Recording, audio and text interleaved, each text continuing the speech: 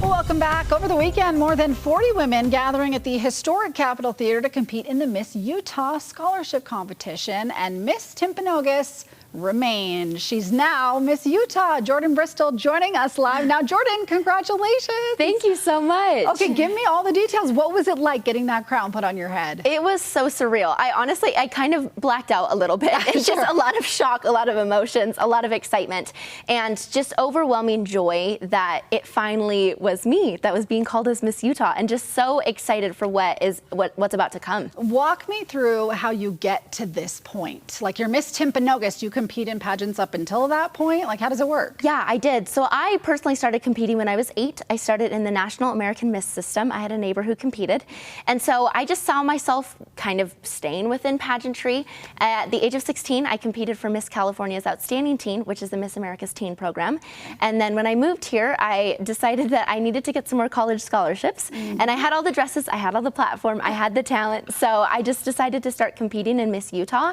And it has truly changed the trajectory of my life and has just opened so many doors that I didn't even know were possible. Yeah, this is really amazing. So what happens now? What do you do now? What does being Miss America, what does that entail?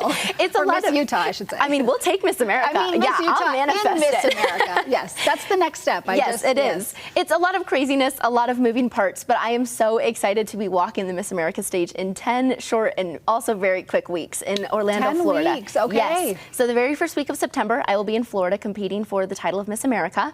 I am so excited, regardless of what crown I come home with or not. I am just so thrilled to represent Utah and to wear the Beehive State across my heart, and to then start preparing for the 100th anniversary of Miss Utah next June. Look at you up there. That was the moment, right? Lots of tears. Yes. I always told myself if I won, I would close my mouth and not cry, and I did neither of those things. Well, so you're just overwhelmed, I imagine. I was, yes. Okay, one of the big things for the pageant, though, I'm told, is a service project, a community service element. Tell me what you're involved with. Yeah, so my community service initiative is called Outnumber Hunger, and I work primarily on legislative initiatives to curb the effects and the impact of childhood food insecurity on both families and individuals in the state of Utah.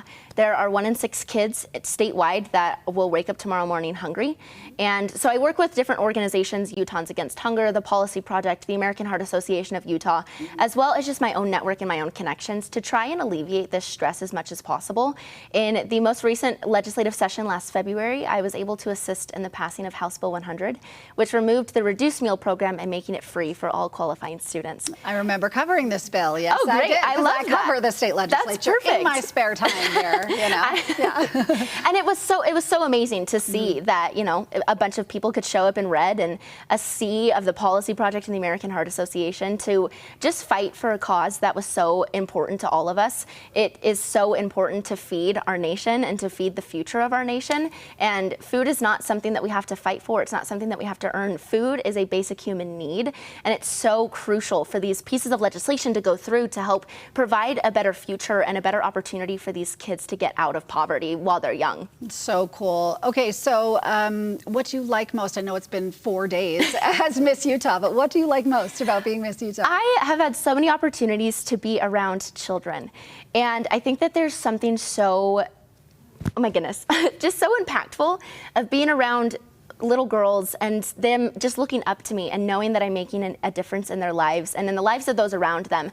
I love taking off my crown and putting it on someone's head and just seeing their eyes light up and just be a part of that moment and a part of that crucial experience for them while they're growing up. That has really, and for me, I grew up having a queen put a crown on her head. Will you put it on mine? No, oh my goodness, I can't after. There's a lot of clips holding it in place. We'll put pictures on social media. Yes, we will. Jordyn Bristol, Miss Utah. Congratulations. Thank you. And please bring home the Miss America title. Oh, I'm going to try my hardest. Okay. Absolutely. You're coming back here once you're Miss America. Okay, perfect. And we're going to do this again. Great. Okay. Best of luck to you. Thank you so much. We'll be right back.